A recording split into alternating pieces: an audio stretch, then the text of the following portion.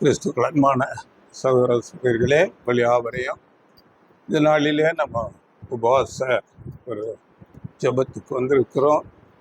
அந்த உங்களை நான் ஆண்டவர் இயேசு கிறிஸ்து நாமத்திலே வாழ்த்தி வரவேற்கிறேன். இந்த நாளிலே நம்ம செய்தி என்னவென்றால், இந்த நாட்களிலே நடக்கிற அற்புதங்கள், சுகமளிக்கும் கூட்டங்கள் என்றெல்லாம் நம்ம இந்த நாளிலே நாம் பார்க்குறோம். அப்படியாக ஜனங்களை அழைக்கிறார்கள். இது பற்றிய ஒரு பாடம் தான் நம்ம இந்த நாளிலே பார்க்கிறோம். இந்த அற்புதங்கள், சுகமளிக்கிற காரியங்கள் சுவிசேஷ யுகத்தின் ஆரம்ப நாட்களிலே அது நடந்தது. ஆண்டவர் இயேசு கிறிஸ்து செய்தார், அப்போஸ்தலர்கள் செய்தார்கள். அப்போஸ்தலர்கள் மூலமாக அவர்கள் யார் மேல் தலையில கைகளை வைத்து அபிஷேகித்தார்களோ அவர்கள் கூட செய்தார்கள். அன்றைக்கு அந்த அற்புதங்கள் பலத்த செய்கைகளாயிருந்தது. தீர்க்க முடியாத அந்த குஷ்டரோகம் அந்த நாளில தீர்க்கப்பட்டது. பிறவி குருடன் சுஸ்தமானான், முடவன் எழும்பி நடந்தான். பிசாசின் பிடியில் இருந்த அநேகரை விடுதலையாக்கினார்கள். மரித்தோரை கூட எழுப்பினார்கள். ஆண்டவர் இயேசு எழுப்பினார். அப்போஸ்தலர்கள் கூட மரித்தோரை எழுப்பினார்கள். இதை ஆண்டவர் இயேசு கிறிஸ்து அநேக காரியங்களை செய்தார். அவரோடு கூட இருந்த சீசர்கள், அப்போஸ்தலர்கள் செய்தார்கள். அதன் பிறகு அந்த அப்போஸ்தலர்கள் யார் மேல் கைகளை வைத்து அபிஷேகித்தார்களோ அவர்கள் கூட செய்தார்கள். இது எப்படி செய்தார்கள் என்றால், அவர்களுக்கு பரிசுத்த ஆவியின் வரமாக அந்த நாட்களிலே அது கொடுக்கப்பட்டது. இதை நாம் பார்க்கும்போது அப்போஸ்தலர் பேதுரு உதாரணத்துக்கு நாம் எடுத்துக்கொண்டால், அப்போஸ்தலர் பேதுரு மேலே எப்படிப்பட்ட வரம் இருந்தது என்றால், அவர் நடந்து போகும்போது அவருடைய நிழலாகிலும் படும்படியாக அவங்க வியாதியஸ்தர்களை கொண்டு வைத்தார்கள். அப்பொழுது அவர்கள் எல்லாரும் சுஸ்தமாக்கப்பட்டார்கள் என்று அப்போஸ்தலர் 5:15-16 நாம் படிக்கிறோம். படியுங்கள் இந்த வார்த்தை. பிணியாளிகளை படுக்கைகளின் மேலும் கட்டில்களின் மேலும் கிடத்தி பேதுரு நடந்து போகையில் அவனுடைய நிழலாயிலும் அவர்களில் சிலர் மேல் படும்படிக்கு அவர்களை வெளியே வீதிகளில் கொண்டு வந்து வைத்தார்கள்.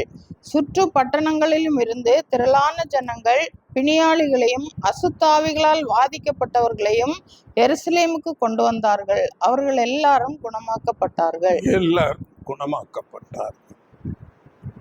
பெரிய செய்கை அப்போஸ்தலர் பேதுரு செய்கிறார். அப்படியே அப்போஸ்தலர் பேதுரு மரித்து போன ஒரு லேடியை எழுப்புகிறார். அப்போஸ்தலர் 9:40 அந்த காரியம் சொல்லப்பட்டிருக்கிறது, படிக்க வேண்டாம். இப்படியாக அப்படியே அப்போஸ்தலர் அல்லாத இயேசுவின் காலத்தில் இருந்த சீசன் ஸ்தேவான் பெரிய காரியங்களை செய்தார்.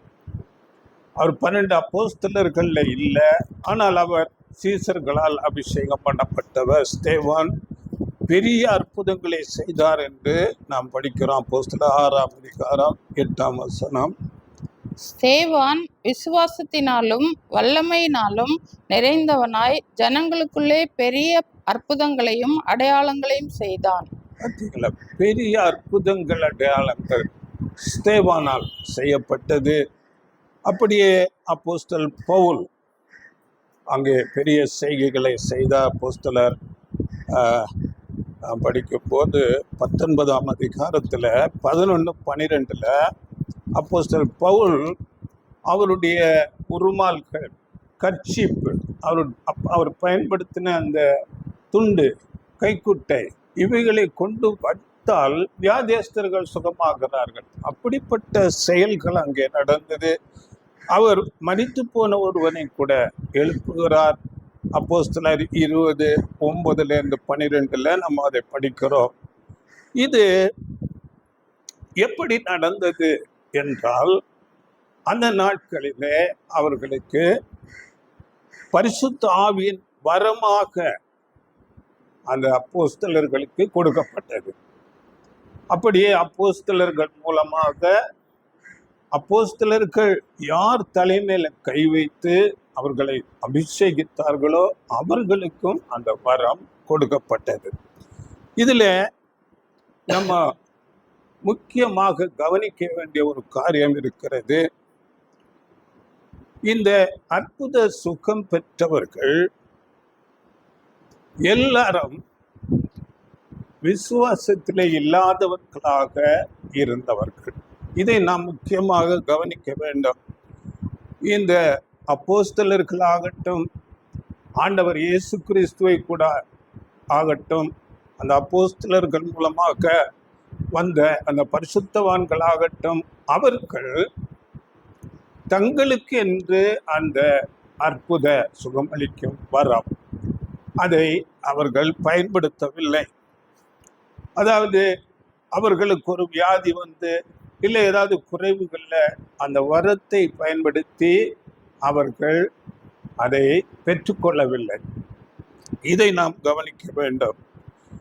அது அவர்கள் செய்த காரியங்கள் எல்லாமே அங்கே தேவனுடைய மகிமை வல்லமை விளங்கும்படியாக புறஜாதிகள் விசுவாசத்தில் இல்லாத மக்களுக்கு அங்கே அவர்கள் அதை செய்தார்கள். இதற்கு நாம் உதாரணமாக பார்க்கும் போது பாருங்கள், ஆண்டவர் இயேசு கிறிஸ்து அவர் சீசர்களோடு இருக்கிறார். அவர்கள் பசியிலே இருக்கிறாங்க. ஒரு சமயத்துல பிரயாணத்துல ரொம்ப களைத்து போய் பசியோட இருக்கிறார்கள். மதியம் 12 மணி. ஆண்டவர் இயேசு தாகமா இருக்கிறார். சீசர்கள் எல்லாம் பசியா இருக்கிறாங்க. அவர் அற்புதம் செய்யல. சீசர்களை போய் நீங்க அப்பம் வாங்கிட்டு வாங்க அப்படின்னு அனுப்புகிறார். இதை குறித்து கூட அந்த வசனத்தை படியுங்கள். யோவான்ல 4ஆம் அதிகாரம் 6-7 வசனங்கள். அங்கே யாக்கோபுடைய கிணறு இருந்தது. இயேசு பிரயாணத்தினால் இளைப்படைந்தவராய் அந்த கிணற்றின் அருகே உட்கார்ந்தார். அப்பொழுது ஏறக்குறைய 6ஆம் மணி வேளையாயிருந்தது. அவருடைய சீஷர்கள் போஜன பதார்த்தங்களை கொள்ளும்படி ஊருக்குள்ளே போயிருந்தார்கள். பார்த்தீங்களா, 6ஆம் மணி என்றால் பகல் 12 மணி. அவங்களுக்கு காலையில 6 மணிக்கு தொடங்கும். 6, 7, 8, 9, 10, 11, 12 என்ன, பகல் 12 மணி. இயேசு இளைப்படைந்தவராய் அவங்க அந்த நாட்களிலே நடந்தே திரிஞ்சு சுவிசேஷங்களை பிரசங்கிக்கிறாங்க. அதனால தாகமா இருக்கிறாங்க, பசியா இருக்கிறாங்க. அப்ப அற்புதம் செய்யல. காசு போய் கடையில போய் நீங்க வாங்கிட்டு வாங்க என்று சீசர்களை அனுப்பி கொண்டு அவர் அங்கே இருக்கிறார். அதே ஆண்டவர் இயேசு அற்புதமாக 4000 பேரை போஷித்தார். தெரியலையா, 5 அப்பம் 2 மீனை 4000 பேருக்கு போஷிக்கிறார். 5000 பேருக்கு போஷிக்கிறார். சில மீன்கள் அப்பங்கள் என்றெல்லாம் படிக்கிறோம். ஆனால் அந்த இடத்துல அற்புதம் செய்யவில்லை. அப்படியே ஆண்டவர் இயேசு கிறிஸ்து அவரை பிடிக்க வருகிறார். என்ன, பிடிக்க வரும்போது அவர் நினைத்தால் அங்கே சொல்றாரு, நான் இப்பொழுது வேண்டிக் கொண்டால் 12 லேகியோனுக்கு அதிகமான தூதர்களை தேவன் அனுப்ப மாட்டாரோ என்று சொல்லுகிறார். ஆனால் அவர் அதை செய்யவில்லை. அவரை பாதுகாக்கும் விதமாக எந்த ஒரு முயற்சியும் எடுக்கவில்லை. ஏனென்றால் தேவனுடைய சித்தத்தின்படி அவர் அங்கே போகிறார். அவர் அந்த பாடுகளுக்குள்ள போகணும், மரணத்துக்குள்ள போகணும். அப்படியே எல்லா ஜனங்களை போல ஆண்டவர் இயேசு கூட அப்போஸ்தலருக்கு கூட பசியிலும் தாகத்திலும் இருந்தார்கள், களைப்படைந்தார்கள். அவர்களுக்கென்று அவர்கள் அந்த வரத்தை பயன்படுத்தவில்லை. இதுல இன்னும் நாம் பார்க்கும்போது அங்கே அப்போஸ்தலர் பவுல் தீமோத்தேவுக்கு அங்கே ஒரு ஆலோசனை சொல்லுகிறார். அவருக்கு தீமோத்தேயு அவர் அப்போஸ்தலரோடு ஊழியம் செய்தவர். அவருக்கு வயிற்று பிரச்சனை இருந்ததாக சொல்லிக்கொண்டு அவருக்கு ஆலோசனை கொடுக்கிறார். பாருங்கள், 1 தீமோத்தேயு 5:23 நீ இனிமேல் தண்ணீர் மாத்திரம் குடியாமல் உன் வயிற்றிற்காகவும் உனக்கு அடிக்கடி நேரிடுகிற பலவீனங்களுக்காகவும் கொஞ்சம் திராட்சரசமும் கூட்டிக்கொள். பார்த்தீங்களா? அப்போ நீ வயிற்று பிரச்சனை இருக்குது, உனக்கு நீ கொஞ்சம் திராட்சரச மருந்து போல நீ யூஸ் பண்ணு. ஏன் அப்போஸ்தலர் பவுலுடைய கைக்குட்டைகளை கொண்டு வைத்தாலே சுகமாகறாங்களே, அவருக்கு செய்யலையே, ஆலோசனை கொடுக்கிறாரு. நீ இதை செய்ப்பா, உனக்கு வயிற்று பிரச்சனை இருக்குது, அதுக்கு கொஞ்சம் மருந்து போல திராட்சரசத்தை நீ எடுத்துக்கோ அப்படி என்று ஆலோசனை சொல்லுகிறார். அப்படியே 2 தீமோத்தேயு 4:20 அங்கே சொல்லுகிறார், நான் வியாதிப்பட்டவனாக அவனை விட்டு வந்தேன் என்று சொல்லுகிறார். அப்போ 2 தீமோத்தேயு 4:20. எரஸ்து கொரிந்து பட்டணத்தில் இருந்து விட்டான், துரோபீமுவை மிலேத்துவில் வியாதிப்பட்டவனாக விட்டு வந்தேன். யாரு? துரோபீம். அங்க யாரு? ஒரு தேவனுடைய மனுஷன், வியாதிப்பட்டவனாக நான் விட்டு வந்தேன் என்று சொல்லுகிறார். அப்படியே பிலிப்பியர்ல பாருங்க, பிலிப்பியர்ல அங்க எப்போ பிரார்த்தித் என்கிற ஒரு தேவனுடைய மனுஷனை பற்றி ஆண்டவர் அங்கே பவுல் பேசுகிறார். பிலிப்பியர் 2:26-27 அவன் எடுத்தீங்களா? அவன் மரணத்துக்கு அவன் உங்கள் எல்லார் மேலும் வாஞ்சை உள்ளவனும் தான் வியாதிப்பட்டதை நீங்கள் கேள்விப்பட்டதினாலே மிகவும் வியாகுலப்படுகிறவனுமாய் இருந்தான். அவன் வியாதிப்பட்டு மரணத்துக்கு சமீபமாய் இருந்தது மெய்தான், ஆகிலும் தேவன் அவனுக்கு இறங்கினார். அவனுக்கு இறங்கினதும் அல்லாமல் துக்கத்தின் மேல் துக்கம் எனக்கு உண்டாகாதபடிக்கு எனக்கும் இறங்கினார். பார்த்தீங்களா? அப்போ அவரு கூட தேவனுடைய மனுஷன் அங்க மரணத்துக்கு ஏதுவான சூழ்நிலைக்கு போன பிறகு கூட அப்போ பவுல் அது எதுவும் செய்யல. ஜெபித்திருக்கலாம் தேவனிடத்துல. அங்க தேவன் அற்புத சுகத்தை கொடுக்கிறார். என்ன, அப்போ இவர் அவருடைய வல்லமையினால அவருடைய கைக்குட்டையோ இல்லாவிட்டால் அவருடைய துண்டு கொண்டு வைத்து சுகப்படுத்தல, ஜெபித்திருக்கலாம். இப்படியாக அடுத்த அப்போஸ்தலர் பவுல் கூட அவருக்கு நமக்கு தெரியும், எனக்கு சரீரத்தில் ஒரு முள் கொடுக்கப்பட்டிருந்தது, நான் 3 தரம் தேவனிடத்தில் விண்ணப்பம் பண்ணினேன் என்று சொல்லுகிறார். ஆனாலும் அவருக்கு அந்த இது பிரச்சனை இருந்தது. அந்த முள் பற்றி கூட சொல்லும் போது அவர் என்ன சொல்றாங்க, அவருடைய கண் அந்த ஆண்டவர் இயேசு அந்த ஒளியாக தரிசனம் கொடுத்த பிறகு அந்த கண் பாதிக்கப்பட்டு கண் பார்வை அடைந்தாலும் அந்த கண்ணிலிருந்து சீல்கள் போல வந்து கொண்டிருந்த சரியான பார்வை இல்லாதது போல சொல்லுவார்கள். அவர் சொல்ல இன்னொருவர் எழுதுவதாக கூட சொல்லுவார். இந்த நிருப்பங்கள் எல்லாம் அப்படிதான் எழுதியிருக்கிறார். அப்ப அதுக்காக வேண்டிக் கொள்ளுகிறார். கலாத்தியர் 4:அதிகாரத்துல அந்த காரியங்கள் 14-15 படியுங்கள். அப்படி இருந்தும் என் சரீரத்தில் உண்டாயிருக்கிற சோதனையை நீங்கள் அசட்டை பண்ணாமலும் அரோசியாமலும் தேவ தூதனை போலவும் கிறிஸ்தியேசுவை போலவும் என்னை ஏற்றுக்கொண்டீர்கள். அப்பொழுது நீங்கள் கொண்டிருந்த ஆனந்த பாக்கியம் எங்கே? உங்கள் கண்களை பிடுங்கி எனக்கு கொடுக்க கூடுமானால் அப்படியும் செய்திருப்பீர்கள் என்று உங்களுக்கு சாட்சியார். என்ன, நீங்க அரோசிக்கல, வெறுக்கல, தேவதூதனை போல ஏற்றுக்கொண்டீங்க. உங்க கண்களை எனக்கு பிடிங்க. இப்ப கண்ணுல ஏதோ பிரச்சனை இருக்கு, இப்போ உங்க கண்களை எனக்கு தரக்கூடுமா? நீங்க அப்படி கூட தந்திருப்பீங்க. அப்படி இருந்த சந்தோஷம் இப்ப எங்க போயிடுச்சுன்னு சொல்லி கேட்கிறாரு. அதனால ஆதி சபையினர் இந்த ஒரு சுகமாக்கும் வரத்தை தங்களுக்கானது அல்ல, இது நமக்கு தேவன் கொடுத்ததில்லை. இந்த அற்புதங்களினால நம்ம ஆரோக்கியமோ நம்ம தேவைகளையோ நம்ம செய்யக்கூடாது. அது விசுவாசம் இல்லாத அவிசுவாசத்தில் இருக்கிற மற்றவர்களுக்கு என்று அவர்கள் நிச்சயமாக அறிந்திருந்தார்.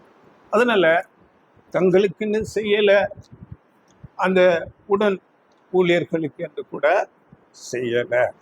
ஆனால் இன்றைக்கு கிறிஸ்தவர்கள் பாருங்கள், கிறிஸ்தவர்களிடம்தான் கேட்கிறார்கள். பெரிய ஊழியர்கள், பெரிய ஸ்தாபனங்களை வைத்திருக்கிறவர்கள், உங்களுக்கு நாங்கள் ஜெபிக்கிறோம், எங்கள் ஜெப வீரர்கள் 24 மணி நேரமும் உங்களுக்காக ஜெபித்து கொண்டிருக்கிறார்கள், உங்கள் ஜெப விண்ணப்பங்களை எங்களுக்கு அனுப்புங்கள் என்ன. ஆமா, உங்களுக்கு வியாதி பிரச்சனையா, உங்களுக்கு கடன் பிரச்சனையா, உங்க பிள்ளை சரியா படிக்கலையா, நீங்க எங்களுக்கு விண்ணப்பத்தை அனுப்புங்கள், நாங்கள் ஜெபிக்கிறோம். இப்படி கிறிஸ்தவர்களிடம் கேட்கிறார்கள். பெரிய ஊழியர்கள், பெரிய அமைப்பை சார்ந்தவர்கள் அப்படியே ஃபோன் நம்பர் கொடுக்குறாங்க, உங்க ஜெப தேவைக்கு எங்களை தொடர்பு கொள்ளுங்கள், ஃபோன் நம்பர் கொடுக்குறாங்க. இவையெல்லாம் இந்த நாளில நடக்கிற காரியங்கள். நாங்கள் உங்களுக்காக ஜெபிக்கிறோம். அன்றைக்கு பாருங்கள், ஆண்டவர் இயேசு கிறிஸ்து செய்தார், அப்போஸ்தலர்கள் செய்தார்கள். அப்போஸ்தலர்கள் மூலமாக வந்த அந்த ஆதி பரிசுத்தவான்கள், அந்த நான் சொன்னது போல அப்போஸ்தலர்கள் யார் தலையில கை வைத்து அவர்களை அபிஷேகித்தார்களோ அவர்களுக்கு மாத்திரம் அந்த வரங்கள் கொடுக்கப்பட்டது. அவர்கள் செய்தார்கள். அது செய்ததனுடைய ஒரு காரணம் என்ன என்று நாம் நிதானமாக ஆராய்ந்து பார்க்கும்போது, அங்கே ஆண்டவர் இயேசு கிறிஸ்து எல்லாரை விட பலத்த செய்கைகளை செய்தார். அது என்ன காரணம் என்றால், அந்த நாட்களில யூதர்கள் ஒரு மேசியா வர வேண்டும் என்று ஒரு மிகுந்த எதிர்பார்ப்போடு இருக்கிறார்கள். நமக்கு தெரியும், அந்த சமாரிய ஸ்திரீ யோவான் 4ஆம் அதிகாரத்துல அந்த ஸ்திரீ சொல்றாங்க, சாதாரண ஒரு ஸ்திரீ, மேசியா என்று ஒருவர் வருவார்.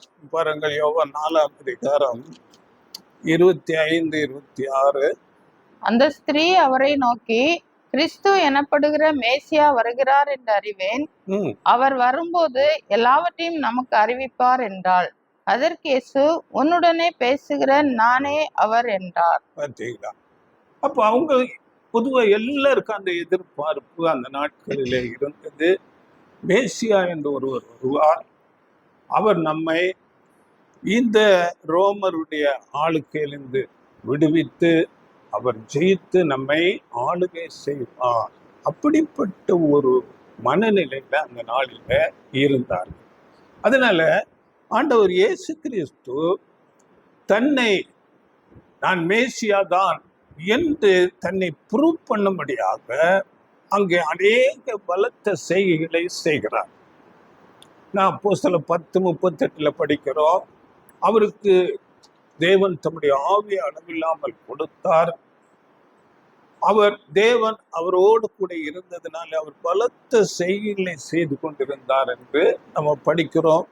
அங்கே நாம் படிக்கும் போது, அதாவது இயேசு ஒரு இடத்துல சொல்றாரு பாருங்க, அதாவது என்னுடைய கிரியைகளை பார்த்து நீங்கள் விசுவாசியுங்கள் என்று சொல்லுகிறார். யோவான்ல 10ஆம் அதிகாரம் 37, 38. பிதாவினால் பரிசுத்தமாக்கப்பட்டும் உலகத்தில் அனுப்பப்பட்டும் இருக்கிற நான் என்னை தேவனுடைய குமாரன் என்று சொன்னதினாலே தேவதூஷணம் சொன்னாய் என்று நீங்கள் சொல்லலாமா? என் பிதாவின் கிரியைகளை நான் செய்யாதிருந்தால் நீங்கள் என்னை விசுவாசிக்க வேண்டியதில்லை. பார்த்தீங்களா? பிதாவின் கிரியைகள், தேவனுடைய காரியங்கள், மரித்தோரை எழுப்புகிறது என அவரால் எல்லாம் கூடும், இல்லாதவற்றை இருக்கிறவைகளை போல அழைக்கிறவர் என்று நம்ம படிக்கிறோம். அப்போ மரித்து போன லாசருவை ஆண்டவர் இயேசு எழுப்புகிறார், குஷ்டரோகியை சுஸ்தமாக்குகிறார். அங்கே 3 பேரை மரித்தோரை எழுப்புகிறார் ஆண்டவர் இயேசு. அது 3 விதமான சூழ்நிலைகள். இதை நாம் அறிந்து கொள்ளுகிறோம். இதற்கு ஒரு பாடமே இருக்கிறது. ஒரு சிறுமி வீட்டில் போய் எழுப்புகிறார். இன்னொன்று பாடையில் ஒரு வாலிபன், விதவை ஸ்திரீ. இதுக்கெல்லாம் நிறைய அர்த்தங்கள் இருக்கிறது. அவனை எழுப்புகிறார். இன்னொன்று லாசர், மரித்து போய் 4 நாள் ஆயிடுச்சு, நாருமே என்று சொன்ன அந்த சரீரத்தை இயேசு எழுப்புகிறார். இதெல்லாம் இந்த பலத்த செய்கைகள் ஆண்டவர் இயேசு கிறிஸ்து செய்து தன்னை மேசியா என்று வெளிப்படுத்துகிறார். மாத்திரமல்ல, வரப்போகிற தேவனுடைய ராஜ்யத்துல நடக்கக்கூடிய பலத்த செய்கைகளுக்கு ஒரு டெமான்ஸ்ட்ரேஷன், ஒரு இதெல்லாம் அங்க தேவனுடைய ராஜ்யத்துல நடக்கும் என்பதை அங்கே உறுதிப்படுத்தும் விதமாக இந்த காரியங்களை எல்லாம் செய்கிறார். இதை நாம் புரிந்து கொள்ள வேண்டும். ஏனென்றால் தேவனுடைய ராஜ்யத்துல அங்க நாம் பார்க்கும்போது ஒரு மனுஷன் வியாதிப்பட்டிருக்கிறேன் என்று சொல்லுவதில்லை. நம்ம படிக்கிறோம் எசாயா 33:24 எல்லாருடைய வியாதிகள் அங்க நீக்கப்பட்டிருக்கும். ஏனென்றால் அவர்களுடைய பாவங்கள் மன்னிக்கப்பட்டு அவர்கள் சாபம் அங்கே நீக்கப்பட்டிருக்கிறதுனால வியாதி இருக்காது. அப்படியே எசாயா 35 நம்ம 5-7 படிக்கும் போது அங்கே முடவன் இருக்க மாட்டான். எடுத்தீங்களா? படிங்க. குருடன் இல்லை. அப்பொழுது குருடரின் கண்கள் திறக்கப்பட்டு செவிடரின் செவிகள் திறவுண்டு போம். அப்பொழுது முடவன் மானை போல் குதிப்பான், ஊமையின் நாவும் கம்பீரிக்கும். வனாந்தரத்திலே தண்ணீர்களும் கடுவெளியிலே ஆறுகளும் பாய்ந்தோடும். வெட்டாந்தரை தண்ணீர் தடாகமும் வறண்ட நிலம் நீரூற்றுகளுமாகும். முடவன் எழும்புவான், குருடன் கண்கள் அங்க திறக்கப்படும். அன்னைக்கு எந்த விதமான அங்க குறைகளும் இல்லாமல் ஒரு செழிப்பாக இருக்கும்.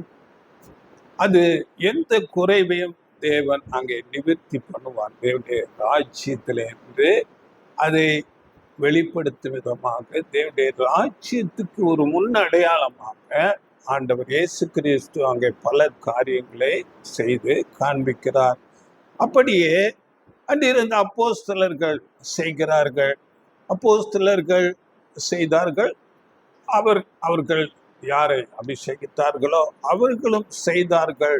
அதனுடைய காரியம் என்ன என்று நாம் பார்க்கும்போது, அதாவது அங்கே அவர்கள் செய்த அந்த அற்புதங்கள் ஒரு ரொம்ப உபவாசம் இருந்து அவர்களுக்கு ஜெபித்து ரொம்ப பிரயாசப்பட்டு அப்படி அல்ல, அவர்களுக்கு தேவ ஆவியை கொடுத்து அது ஒரு வரமாக, பரிசுத்த ஆவியின் வரமாக அவர்களுக்கு கொடுக்கப்பட்டிருந்தது. அதனால அவர்கள் அங்கே அந்த வியாதியஸ்தர்களை சுகமாக்கும் போது ஒரு கட்டளையாக செய்கிறார்கள். அங்கே நம்ம படிக்கிறோம், இதை பேதுரு செய்கிறார். அப்போஸ்தலர் 3ஆம் அதிகாரத்துல கட்டளையாக அப்போஸ்தலர் 3:1 நாம படிக்கும் போது அங்கே பிறவியிலேயே சப்பானி ஒருத்தர் இருக்கிறான். அந்த சப்பானி நாள்தோறும் அந்த தேவாலயத்து வாசல்ல பிச்சை எடுத்து கொண்டிருக்கிறான். அப்போ அப்படி பிச்சை எடுத்து கொண்டிருக்கும் போது அங்கே யோவானும் பேதுரு கூட வருகிறார்கள் தேவாலயத்துல. அங்கே யோவானிடத்துல பேதுருவிடத்துல ஏதாவது பிச்சை கிடைக்குமா என்று அவரிடத்துல கேட்கிறாங்க.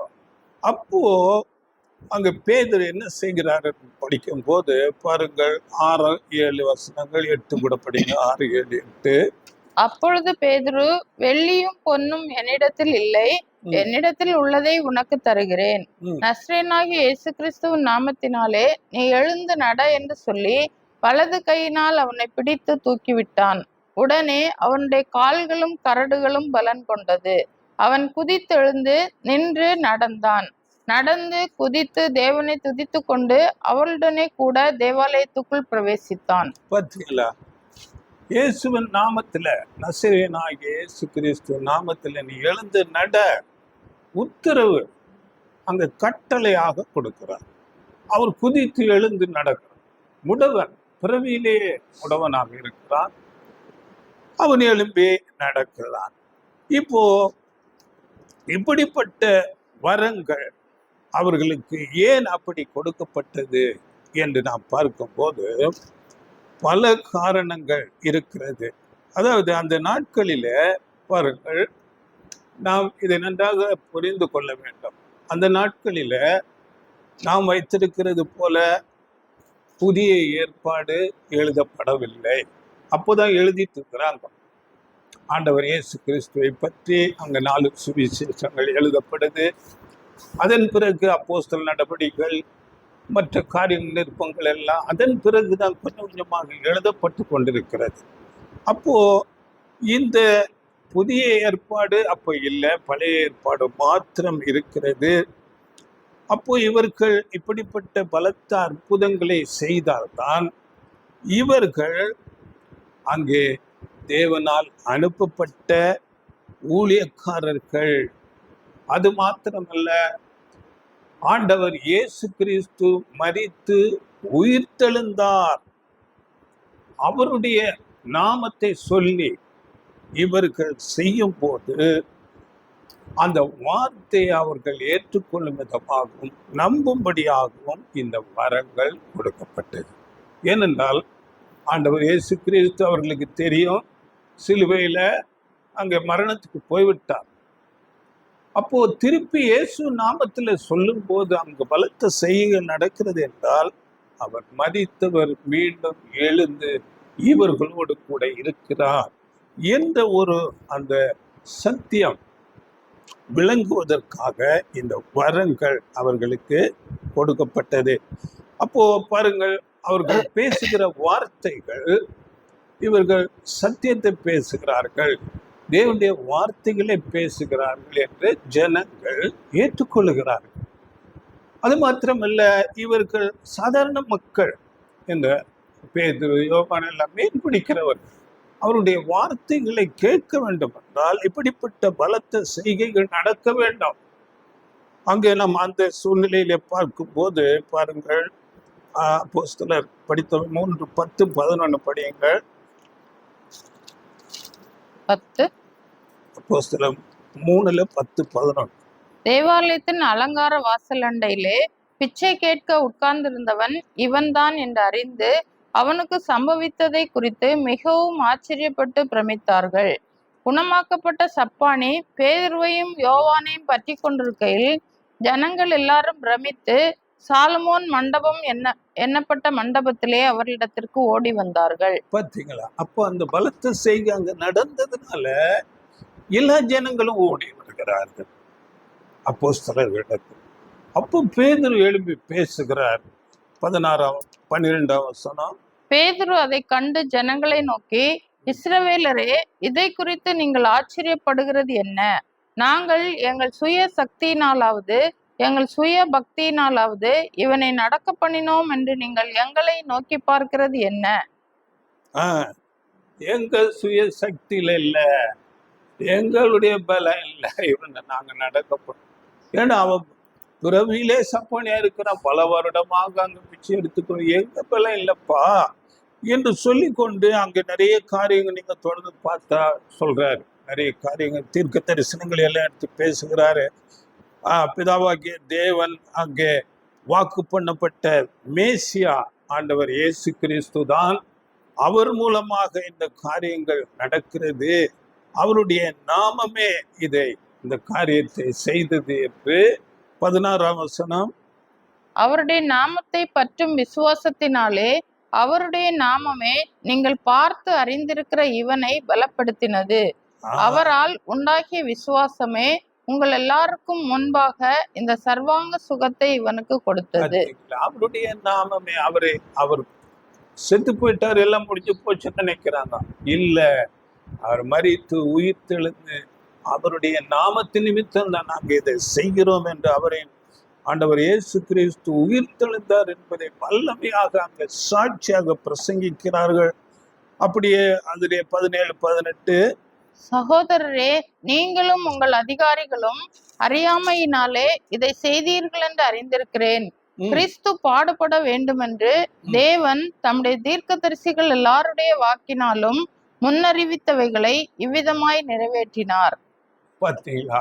அப்போ ஆண்டவர் இயேசு கிறிஸ்து இப்படி பாடுபடணும், மரிக்கணும், இதெல்லாம் தீர்க்கதரிசிகளால சொல்லப்பட்டது. இதையெல்லாம் நீங்க அறியாமல் செய்தீர்கள் என்று உங்களிடத்திலே பேசுறாங்க. அப்போ இந்த பலத்த செய்கைகள் செய்தால்தான் அவர்கள் இந்த வார்த்தைகளை கேட்க ஓடி வருவார்கள். ஆண்டவர் இயேசு கிறிஸ்து மரித்தோரிலிருந்து எழுந்தார் என்று அவர்கள் நம்ப முடியும். இப்படி அந்த காரியங்களை அங்கே பேதுரு பலமாக சாட்சி கொடுக்கிறார். அதன் பிறகு எல்லா அப்போஸ்தலர்கள் அந்த வார்த்தைகளை பேசுகிறார்கள். அப்படியே அதுல 26ஆம் வசனத்துல அவர் உங்கள் எல்லாரையும் உங்கள் பொல்லாங்குகளிலிருந்து விலக்கி உங்களை ஆசீர்வதிக்கும்படி தேவன் தம்முடைய பிள்ளையாகிய இயேசுவை எழுப்பி முதலாவது உங்களிடத்திற்கே அவரை அனுப்பினார் என்றான். தேவன் தம்முடைய குமாரனாகிய இயேசுவை உங்களிடத்திற்கே மரித்தோரிலிருந்து எழுப்பி உங்களுக்கு அனுப்பி இருக்கிறாரே. அவர் மேசியா, அவர் தான் நீங்கள் எதிர்பார்த்து கொண்டிருந்த மேசியா. அவர் மரித்தோரிலிருந்து எழுந்தார், அவருடைய வல்லமையினால நாங்கள் இதையெல்லாம் செய்கிறோம் என்று அங்கே வல்லமையாக பிரசங்கிக்கிறார். ஆண்டவர் இயேசு மேசியா, ஆண்டவர் இயேசு மரித்து அப்படியே போகல, அவர் உயிர் தெழுந்தார், அவருடைய நாமத்தினால நாங்கள் இதெல்லாம் செய்கிறோம் என்று அங்கே பலத்த காரியங்கள் அந்த நடந்ததுனால அதை செய்ய முடியும். அந்த அவர்கள் நம்ப முடியுது. இதுல 2வது காரியம் நாம் பார்க்கும்போது, அங்கே இவர்கள் பேசும்போது இது தேவனுடைய வார்த்தை தான் என்று அவர்கள் அதை ஏற்றுக்கொள்ள வேண்டும். ஏனென்றால் இன்றைக்கு நம்ம நிருபங்களை, அப்போஸ்தலர் நடவடிக்கைகளை எடுத்து காட்டி பேசுறோம். அன்னைக்கு அப்படி எடுத்து காட்டி பேச முடியாது, புதிய ஏற்பாடு எழுதப்படலையே. அதனால இவங்க பேசுறது தேவனுடைய வார்த்தை, தேவ ஆவியினால அவர்கள் பேசுகிறார்கள். இவர்கள் ஆண்டவர் இயேசுவோடு இருந்த சீசர்கள், இயேசுவின் அந்த காரியங்களை எல்லாம் இவர்கள் அறிந்தவர்கள். அப்படியே சீசர்களுக்கு அடுத்தது இவர்கள் அவர்களோடு இருந்தவர்கள். அப்படி என்று அவர்கள் அந்த சாட்சியை நம்பும்படியாகவும் அந்த வார்த்தைகளை ஏற்றுக்கொள்ளும் விதமாகவும் இந்த வரங்கள் அவர்களுக்கு கொடுக்கப்பட்டது. அடுத்ததாக நாம் பார்க்கும்போது அப்போஸ்தலர்கள், அந்த பரிசுத்தவான்கள் அற்புதங்களை செய்தார்கள் என்றால் அங்கே தேவனுடைய ஆவியின் வரம் அவர்களுக்கு எப்படி கொடுக்கப்பட்டது என்றால், அவர்கள் அதாவது தங்களுடைய சுய சித்தத்தை முழுவதுமாக அர்ப்பணித்து, அவர்கள் குடும்பத்தில் இருந்து அல்ல, அவர்கள் தனிப்பட்ட விதத்தில் அந்த அர்ப்பணிப்பின் ஒரு வாழ்க்கை அர்ப்பணித்துட்டு தேவனுடைய சித்தத்தை அங்கே மனப்பூர்வமாக செய்கிறவர்களாக இருந்தார். இந்த பலத்த செய்கைகள் செய்யும் போது அவர்கள் அங்கே மனப்பூர்வமாக எல்லாவற்றையும் விட்டு விட்டார்கள். உலக காரியங்களை குறித்து அவர்களுக்கு எந்த கவலையும் இல்லை. அது எப்படி என்றால், ஆண்டவர் இயேசு ஒரு வசனம் பேசுகிறார். யோவான் 15ஆம் அதிகாரத்துல 7ஆம் வசனத்துல அவருடைய வார்த்தையில நிலைத்திருக்கும் போது என்று அங்க ஒரு வாக்குத்தத்தம் கொடுக்கிறார். படிங்களது வசனம். நீங்கள் என்னிலும் என் வார்த்தைகள் உங்களிலும் நிலைத்திருந்தால் நீங்கள் கேட்டுக்கொள்வது எதுவோ அது உங்களுக்கு செய்யப்படும். பார்த்தீங்களா, அவருடைய சித்தத்தை செய்தால் நீங்கள் கேட்டுக்கொள்வது எதுவோ அது உங்களுக்கு அருளப்படும். அப்போ இவங்க எல்லாம் தங்கள் சுய சித்தத்தை எல்லாம் விட்டுட்டு தேவனுடைய சித்தத்தை முழுவதுமாக அவர்கள் செய்தார்கள். அப்போ அவர்களுக்கு அங்கு அது ஒரு வாக்குத்தத்தம் அந்த வரமாக அங்கே செயல்பட்டது. அவர்கள் சுய விருப்பத்தின்படி செயல்படவே இல்லை. தேவ ஆவியினால் அவர்கள் நடத்தப்படுகிறார்கள். தேவ ஆவி அவர்களுக்கு கொடுக்கப்பட்டது. அங்கே பெந்தைக்கோஸ்து நாள்ல நமக்கு தெரியும், பலத்த சத்தம் போல அவர்கள் மேல் வந்து அமர்ந்த பிறகுதான் இந்த காரியங்கள் எல்லாம் நடக்கிறது. பரிசுத்த ஆவியின் வரம் அவர்களுக்கு கொடுக்கப்பட்டது. அதுவரையில் அவர்கள் அந்த யூதர்களை கண்டு, பிரதான ஆசாரி பரிசேயர்களை கண்டு பயந்து நடுங்கி கொண்டிருந்தார்கள். அதன் பிறகு அந்த பரிசுத்தாவின் வரங்கள், அந்த வல்லமை கொடுக்கப்பட்ட பிறகு அவர்கள் தைரியமாக பிரசங்கித்தார்கள். தங்கள் விருப்பத்தை அல்ல, சுய சித்தத்தை எல்லாம் விட்டு தேவ சித்தம் செய்கிறவர்களாக முழுவதுமாக தங்களை அர்ப்பணித்து அந்த காரியங்களை செய்து கொண்டிருக்கும் போது இந்த வரங்கள் அவர்களுக்கு கொடுக்கப்படுகிறது. நம்ம இதை வசனத்துல 1 யோவான் 5ஆம் அதிகாரம் 14ஆம் வசனத்துல கூட நீங்கள் எதையாகிலும் அவருடைய சித்தத்தின்படி கேட்டால், அப்படித்தானே இருக்குது. எப்படிங்க? நாம் எதையாகிலும் அவருடைய சித்தத்தின்படி கேட்டால் அவர் நமக்கு செவி கொடுக்கிறார் என்பதே அவரை பற்றி நாம் கொண்டிருக்கிற தைரியம். பார்த்தீங்களா? எதையாகிலும் அவருடைய சித்தத்தின்படி கேட்டால் அவர் நமக்கு செவி கொடுக்கிறார்.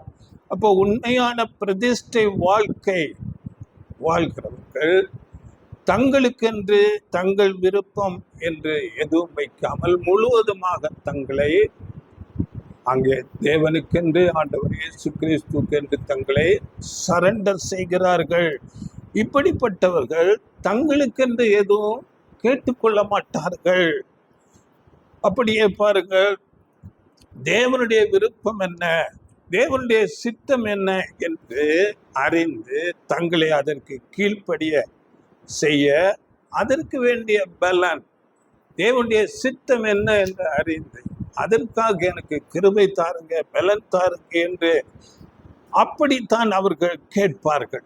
இல்லாமல் எனக்கு ஒரு வியாதி இருக்குது, எனக்கு இது மாதிரி பொருளாதார குறைவு இருக்குது, பிரச்சனை இருக்கு, உடனே எனக்கு அதை சரி பண்ணி கொடுங்க என்று அவர்கள் தங்களுக்கென்று கேட்க மாட்டார்கள். தங்களை முழுமையாக தேவனுக்கென்று அர்ப்பணித்திருக்கிறார்கள்.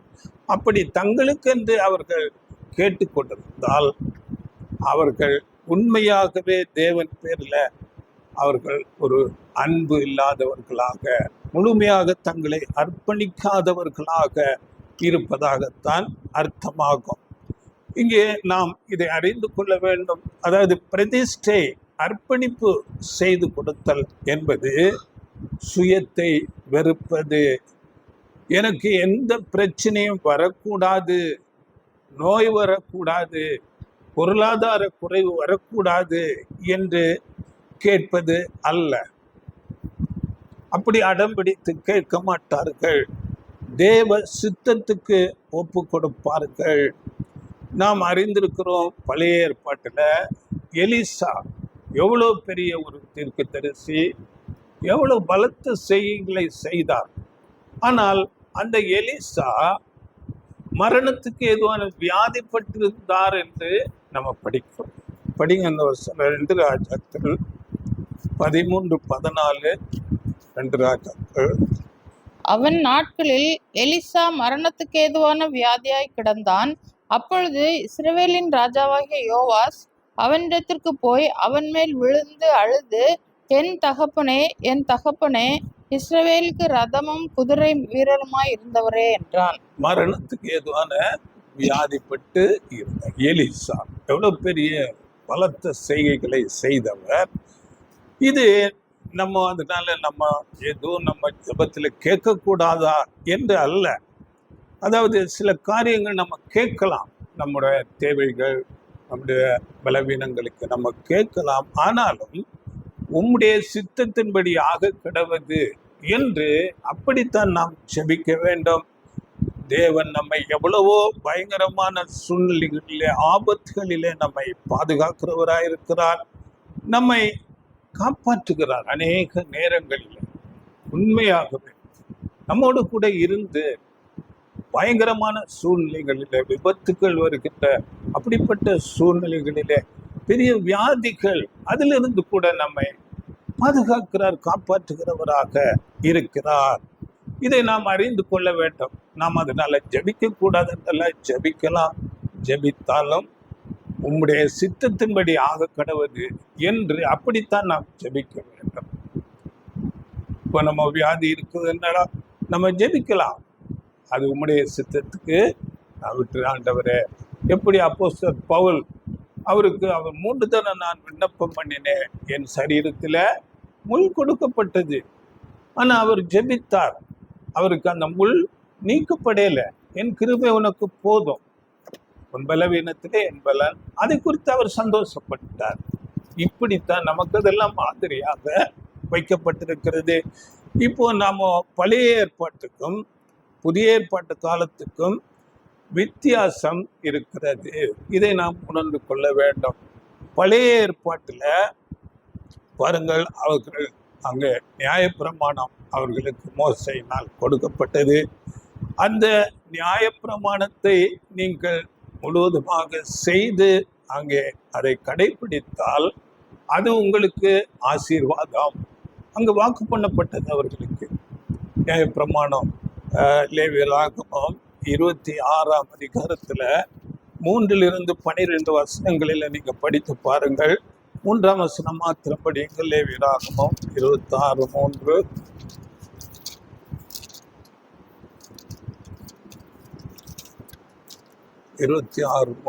லேவியராகமம். நீங்கள் என் கட்டளைகளின்படி நடந்து என் கற்பனைகளை கைக்கொண்டு அவைகளின்படி செய்தால் நான் ஏற்ற காலத்தில் உங்களுக்கு மழையை பெய்ய பண்ணுவேன். இப்படி அதாவது அடுத்து தொடர்ந்து படிக்கும் போது அங்க அநேக காரியங்கள், தேசத்துல சமாதானம் இருக்கும். நீங்கள் 5 பேர் அங்கே 100 பேரை துரத்துவான், 100 பேர் 10,000 பேரை துரத்துவான், மற்றொரு இடத்திலிருந்து உங்களுக்கு ஒரு பாதுகாப்பு உண்டு. இப்படியெல்லாம் அநேக காரியங்கள் அங்கே சொல்லப்படுகிறது. அந்த நியாய பிரமாணத்தை அவர்கள் கை கொண்டு நடந்தால் ஆசீர்வாதம்.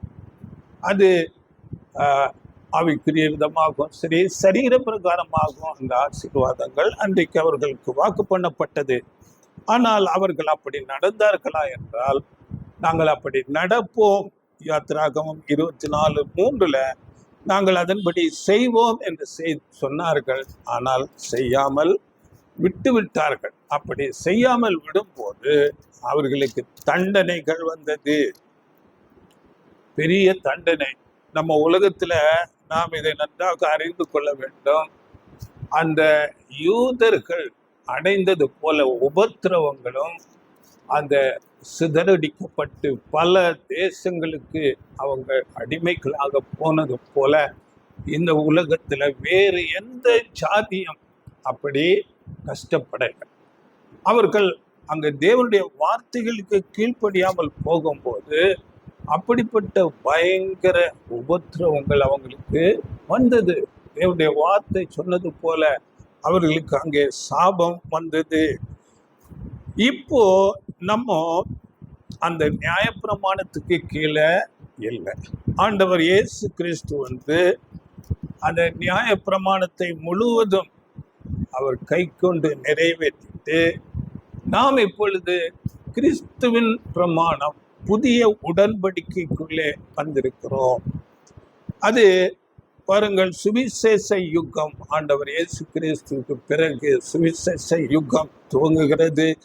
இதுல இயேசு கிறிஸ்துவை அப்படியே நாம் பின்பற்றுகிறவர்களாக இருக்க வேண்டும். அதுதான் நமக்கு கிறிஸ்துவின் பிரமாணம். ஆண்டவர் இயேசு சொல்கிறது. நம்ம ஒரு வசனத்துல படிக்கலாம். லூக்கா 14ஆம் அதிகாரம் 27ஆம் வசனம். தன் சிலுவையை சுமந்து கொண்டு எனக்கு பின் செல்லாதவன் எனக்கு சீஷனாய் இருக்க மாட்டான். பார்த்தீங்களா? அப்போ சிலுவை என்றாலே அவமானங்கள், உபத்திரவங்கள், பாடுகள். இப்படிப்பட்ட சிலுவை சுமந்து என்னை பின்பற்றாதவன் எனக்கு சீஷனாய் இருக்க மாட்டான். இன்னும் அதுக்கு மேல வசனத்துல என்ன சொல்கிறார்? படி 26. யாதொருவன் என்னிடத்தில் வந்து தன் தகப்பனையும் தாயையும் மனைவியையும் பிள்ளைகளையும் சகோதரரையும் சகோதரிகளையும் தன் ஜீவனையும் வெறுக்காவிட்டால் எனக்கு சீஷனாய் இருக்க மாட்டான். பார்த்தீங்களா எப்படிப்பட்ட வார்த்தையை சொல்லுகிறார்? சகோதரன், சகோதரி, தாய், தகப்பன், பிள்ளை எல்லாரையும் வெறுத்து விட. வெறுக்காவிட்டால், அப்படி என்றால் முழுமையாக வெறுத்து தள்ள வேண்டும் என்பதல்ல. எல்லாரை விட மேலாக தேவனை, ஆண்டவர் இயேசு கிறிஸ்து, தேவனுடைய காரியங்களை, அவருடைய நாமத்துக்காக நிற்பதை அப்போஸ்தலர்கள் அப்படித்தான் செய்தார்கள். தங்கள் ஜீவனை எப்போ அவர் ஆண்டவருக்காக கொடுக்கலாம் என்று அவர்கள் மரணத்துக்கு அதை விரும்பி போனார்கள். எந்த பயமும் இல்லை அவர்களுக்கு, மனைவி பிள்ளை குடும்பம் எந்த பயமும் இல்லாம அப்படி இருந்தார்கள். இதுதான் சுவிசேஷ யுகத்திலே நாமும் செய்ய வேண்டும். ஆண்டவர் இயேசு கிறிஸ்துவின் வாழ்க்கை இதற்கு நல்ல உதாரணம். அவர் அநேக பாடுகள் சூழ்நிலைகளில் நடந்து வந்தார். அவருடைய போதனைகள், அவருடைய ஊழியங்களை அநேகர் வெறுத்தார்கள், புறக்கணித்தார்கள். அவரை எல்லாரும் அல்ல, சிலர் அவரை ஏற்றுக்கொண்டார்கள். அநேகரால என்று சொல்லும் போது அந்த நாட்களில் இருந்த முக்கியமான நபர்கள், பெரிய வேதபாரகர்கள், பரிசேயர்கள், பிரதானாசாரி, இவர்கள் எல்லாம் அந்த நாட்களில் அதிகாரத்தில் இருந்தவர்கள், தேவனை அறிந்தவர்கள், தேவனுடைய நாமத்துக்காக இவர்கள் எல்லாம் வெறுத்தார்கள். ஆண்டவர் இயேசுக்கு விரோதிகளானார்கள். அப்படியே அவர் கால்நடையாக எங்கும் நடந்து திரிந்தார். அவருக்கு பசி இருந்தது, தாகம் இருந்தது. அவரை பலத்த செய்கைகள், பிசாசுகளை துரத்தும் போது அவரை குற்றப்படுத்தினார்கள். என்ன, பிசாசுகளின் தலைவனாலே, பெயல்செபூலினாலே அங்கே சுஸ்தப்படுத்துகிறார் என்று அநேக குற்றப்படுத்தினார்கள். அநேக எதிர்ப்புகள் இருந்தது. ஆண்டவர் இயேசு அதை ஒரு வசனத்துல சொல்லும் போது, யோவான் 15:18-19, உலகம் உங்களை பகைத்தால் அது உங்களை பகைக்கிறதற்கு முன்னே என்னை பகைத்ததென்று அறியுங்கள். நீங்கள் உலகத்தாராய் இருந்தால் உலகம் தன்னுடையதை சிநேகித்திருக்கும். நீங்கள் உலகத்தாராய் இராதபடியினாலும் நான் உங்களை உலகத்திலிருந்து தெரிந்து கொண்டபடியினாலும் உலகம் உங்களை பகைக்கிறது. பார்த்தீங்களா, உலகம் உங்களை பகைத்தால், சீசர்களை பகைத்தார்கள். என்ன, சிறைச்சாலையில போட்டார்கள், அடித்தார்கள். கடைசியில அவரை எல்லாரையும் இரத்த சாட்சிகளாக அவர்கள் மரித்தார்கள். உங்களை பகைக்கிறதுக்கு முன்ன என்னை பகைத்தார்கள் என்று நீங்க அறிந்து கொள்ளுங்கள். நீங்கள் உலகத்தார் அல்லாததுனால உங்களை பகைப்பார்கள். அப்படி இன்றைக்கு கூட நாம் சத்தியத்தை பேசும்போது அநேக கிறிஸ்தவர்கள் நம்மை பகைப்பார்கள். இந்த அற்புத அடையாளங்கள் இன்றைக்கு இல்லை என்று நீங்கள் போய் சொல்லி பாருங்கள். மற்ற சபைகளில உங்களை நிச்சயமாக பகைப்பார்கள். நரகம் என்பது நீங்கள் நினைக்கிறது போல நித்திய காலமாக அக்னியில போட்டு அங்கே சாகடிக்கிறது, சாபம் வராது. அக்னியில நித்திய காலமான வேதனை இல்லை, அது வேற மாதிரி என்று சொன்னால் உங்களை பகைப்பார். இது குறித்து நம்ம ஒரு பாடம் இருக்கிறது. தேவனுடைய வசனங்களை நாம் புரிந்து கொள்ள வேண்டும். அதாவது தேவனை குறித்து சொல்லும் போது அவருடைய கோபம் ஒரு நிமிஷம், அவருடைய தயவோ நீடித்த வாழ்வு என்று சொல்லப்பட்டிருக்கிறது இல்லையா? படிங்கள் அந்த வசனம், சங்கீதம் 30:5. அவருடைய கோபம் ஒரு நிமிஷம், அவருடைய தயவோ நீடிய வாழ்வு. சாயங்காலத்தில் அழுகை தங்கும், விடியற்காலத்திலே களிப்புண்டாகும். விடியற்காலம் வரப்போகிறது, தேவனுடைய ராஜ்யம், அதிலே களிப்பு உண்டாகும். அவருடைய கோபம் ஒரு நிமிஷம். இந்த சுவிசேஷ யுகம் தேவனுடைய பார்வையிலே ஒரு நிமிஷம் போல. அநேக வியாதிகள், பிரச்சனைகள், கலவரங்கள், யுத்தங்கள் எல்லாம் இருக்கும். தேவன் அதை அனுமதித்திருக்கிறார். அந்த நரகம் என்பது நித்திய காலமாக அங்கே அக்கினியிலே, அப்படி அது அல்ல. அது தேவனுடைய வார்த்தைகளை நாம் சரியாக புரிந்து கொள்ள வேண்டும். இதை குறித்து நரகம் என்ற ஒரு பாடம் இருக்கு, அதை குறித்து நம்ம பார்க்கலாம். இவைகளை நீங்கள் இன்றைக்கு பேசும்போது உங்களை நிச்சயமாக வெறுப்பார்கள்.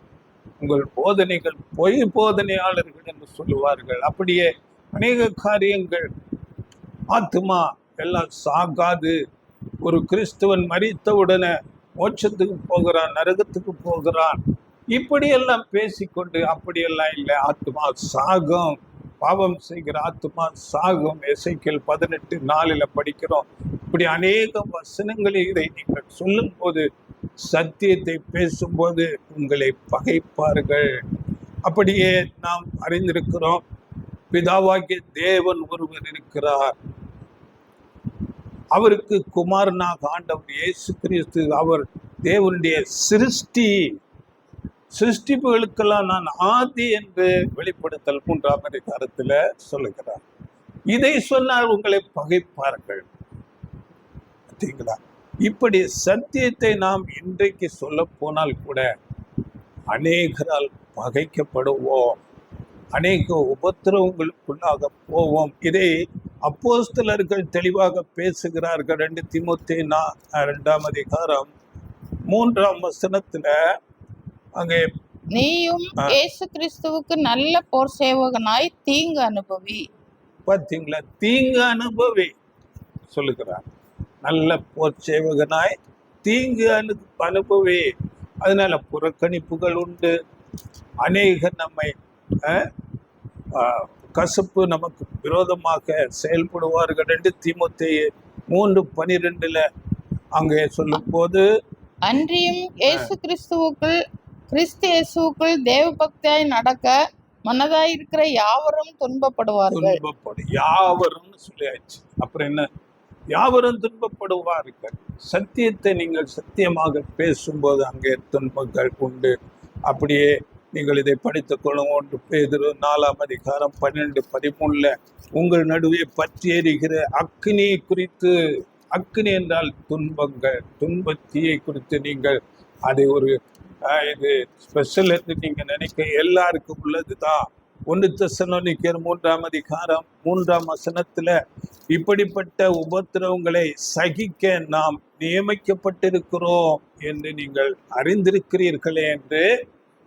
நியமிக்கப்பட்டிருக்கிறோம் உபத்திரவங்களை சகிப்பதற்கு, இதை நீங்கள் அறிந்திருக்கிறீர்களே என்று பவுல் நிருபங்களிலே எழுதி எல்லா சபை மக்களை அங்கே உணர்த்துகிறார். அப்படியே பிலிப்பியர் 1:29 விசுவாசிக்க மட்டுமல்ல, ஆண்டவர் இயேசு கிறிஸ்துவை நாம் விசுவாசிப்பதற்கு மட்டுமல்ல, பாடுபடுவதற்கும் நமக்கு அருளப்பட்டிருக்கிறது. அதிலே பிலிப்பியர் 3ஆம் அதிகாரம் 10-11 நம்ம படிக்கும் போது, அப்படிப்பட்ட பாடுகள் எனக்கு வருவது சந்தோஷம், ஏனென்றால் அப்படி நான் பாடுகளை சகித்தால் அவரை போன்ற உயிர்த்தெழுதலிலே நான் பங்கடைவேன் என்று சொல்லுகிறார் வசனம். படிக்கிறது, இப்படி நான் அவரையும் அவருடைய உயிர்த்தெழுதலின் வல்லமையையும் அவருடைய பாடுகளின் ஐக்கியத்தையும் அறிகிறதற்கும் அவருடைய மரணத்திற்கொப்பான மரணத்துக்குள்ளாகி எப்படியாயினும் நான் மரித்தோரிலிருந்து எழுந்து உயிரோடு எழுந்திருப்பதற்கு தகுதியாகும் படிக்கும் அவருக்காக எல்லாவற்றையும் நஷ்டமென்று விட்டேன், குப்பையுமாக எண்ணுகிறேன். பார்த்தீங்களா? அவரை போல பாடுபட்டு அவரை போல நான் உயிர்த்தெழ வேண்டும் என்று விரும்புகிறார். அதுக்காக எல்லாவற்றையும் நான் நஷ்டமாக எண்ணுகிறேன். அதனால இந்த நாளில கூட உலகத்தாரா இருக்கலாம், இல்லாவிட்டால் சபை என்று சொல்லப்படுகிற அநேக பேர் கிறிஸ்தவ சபைகள், சத்தியம் அறியாதவர்கள் நம்மை பகைப்பார்கள், அவமானப்படுத்துவார்கள். சபை இந்த நாளிலே ஆண்டவர் இயேசு கிறிஸ்துவுக்கு பிறகு வந்த உண்மையான சபை, அவர்கள் தங்களை ஒரு பலியின் ஜீவியம், அர்ப்பணிப்பின் ஜீவியம் ஜீவிக்கும்படியாக உண்மை சபை அழைக்கப்படுகிறது. இதெல்லாம் உண்மையான சபைக்கு வருகிற உபத்திரவங்கள். இன்றைக்கு அநேகர் அந்த உபத்திரவம் வரக்கூடாதபடி அநேக காரியங்களை செய்து கொண்டிருக்கிறார்கள். நமக்கு தெரியும், பலியின் ஜீவியம். அப்போ நம்ம ரோமன்ல அப்போ பவுல் சொல்லும் போது 12:1 நீங்கள் உங்கள் சரீரங்களை பரிசுத்தமும் தேவனுக்கு பிரியவுமான ஜீவ பலியாக ஒப்பு கொடுக்க வேண்டும் என்று உங்களை நான் வேண்டிக் கொள்கிறேன். ஜீவ பலி ஜீவனோட இருக்கணும். ஆனா இப்படிப்பட்ட உபத்திரவங்கள், எப்படிப்பட்ட பிரச்சனைகள் வந்தால் அவைகளை சகித்து கொண்டு நீங்கள் ஊழியம் செய்ய வேண்டும். பலியாக உங்கள் நேரம், உங்களுடைய தாளந்துகளை நீங்கள் பலியாக செலவிட வேண்டும் என்று பலியின் ஜீவியம் ஜீவிக்க சபை அழைக்கப்பட்டிருக்கிறது. அதனால ஆரம்ப கால சபையில அற்புதங்கள் நடந்தது என்றால், ஆரம்பத்துல சபையில விசுவாசத்தை ஸ்தாபிப்பதற்காகவும், அங்கே அந்த ஒரு குறுகிய காலத்துல அந்த வரங்கள் சுகமாக்கும் அந்த அற்புதங்கள் நடக்கக்கூடிய வரங்கள் கொடுக்கப்பட்டது. அது எதுவரையிலும் என்றால் அந்த புதிய ஏற்பாடு எழுதி முடிக்கப்படுகிற வரையிலும் நாம் அறிந்திருக்கிறோம். அதாவது கடைசியாக வெளிப்படுத்தல் விசேஷம் யோவானால் எழுதப்படுகிறது. கிபி 96 என்று சொல்கிறார்கள், சரியாக நமக்கு தெரியவில்லை. அதன் பிறகு இந்த அற்புதங்கள் அடையாளங்கள் தேவையில்லாததாக தேவன் அந்த வரத்தை நிறுத்தி போடுகிறார். ஏனென்றால் அதன் பிறகு வேதம் எழுதப்பட்டாயிற்று. பழைய ஏற்பாடு புதிய ஏற்பாடு முழுமையாக வேதம் எழுதப்பட்டது. மற்றவர்களுக்கு நாம் போதிக்க வேண்டும் என்றால் இந்த நிருபங்கள் பழைய ஏற்பாடு புதிய ஏற்பாடு இவைகளை எடுத்து தேவனுடைய வார்த்தையாக நாம் பிரசங்கிக்கலாம். அதுவரையிலும் அந்த வரங்கள் அவர்களுக்கு தேவையாக இருந்தது. ஏனென்றால் அவர்கள் பேசுவது தேவனுடைய வார்த்தை என்று அங்கே அவர்கள் வார்த்தைகளை ஏற்றுக்கொள்ளவும் அவர்களை நம்புவதற்கும் அது ஏதுவாக இருந்தது. இன்றைக்கு அற்புதங்கள் நடக்கிறது, நிச்சயமாக நடக்கிறது. அது எப்படி நடக்கிறது என்று நாம் அதை நிதானமாக கவனிக்க வேண்டும். ஆண்டவர் இயேசு கிறிஸ்து சொல்லுகிறார் அந்த அற்புதங்கள் எப்படி நடக்கிறது என்று. மத்தேயு 24, 25. ஏனெனில் கள்ள கிறிஸ்துக்களும் கள்ள தீர்க்கதரிசிகளும் எழும்பி கூடுமானால் தெரிந்து கொள்ளப்பட்டவர்களையும் வஞ்சிக்கத்தக்கதாக பெரிய அடையாளங்களையும் அற்புதங்களையும் செய்வார்கள். இதோ முன்னதாக உங்களுக்கு அறிவித்திருக்கிறேன். பெரிய அடையாளங்கள் பெரிய அற்புதங்கள் செய்வார்கள். யார் என்று பார்க்கும்போது கள்ள கிறிஸ்துக்கள் கள்ள தீர்க்கதரிசிகள் செய்கிறார்கள். அவர்களிடத்திலே சத்தியம் இருக்காது.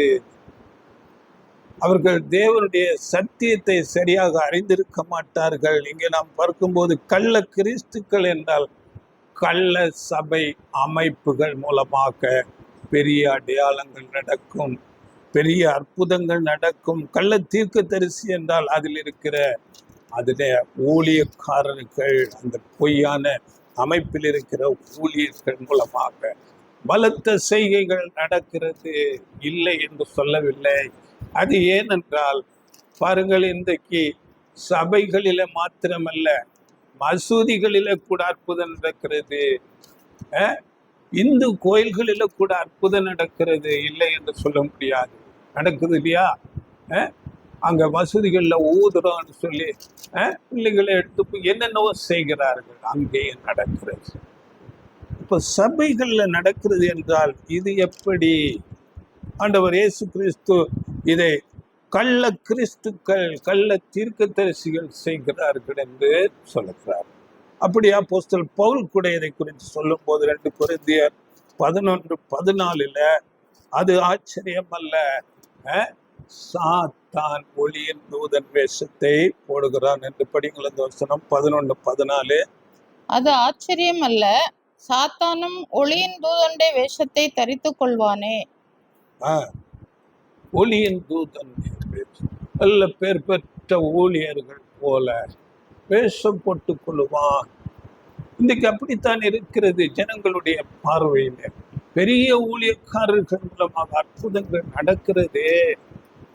சாத்தான் ஒளியின் தூதன் வேஷத்தை 15 அதிலே ஆகையால் அவனுடைய ஊழியக்காரரும் நீதியின் ஊழியக்காரருடைய வேஷத்தை தரித்து கொண்டால் அது ஆச்சரியம் அல்லவே. ஆச்சரியம் அல்ல.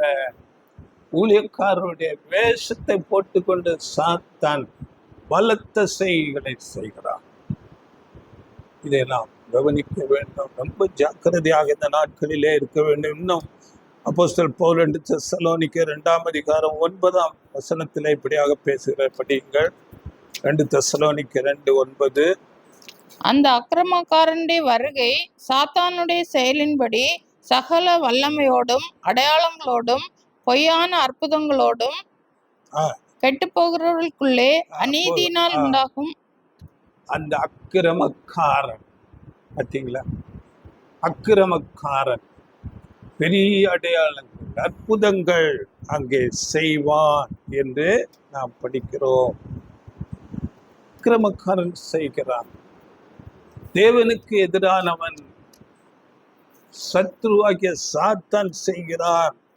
காரணம் என்ன என்று நாம் பார்க்கும்போது, இன்றைக்கு தொடர்ந்து அதில் 10-11 கூட படியுங்கள். இன்றைக்கு அநேகருக்கு உண்மையான சத்தியம் வேண்டாம், தேவனை குறித்த அறிவு தேவையில்லை என இந்த உலக பிரகாரமான காரியங்கள் நமக்கு நன்மையாக நடந்தால் அதுவே போதும் என்ற மனநிலைக்கு எல்லாரும் இன்னைக்கு வந்திருக்கிறார்கள். படியுங்கள் 10-11.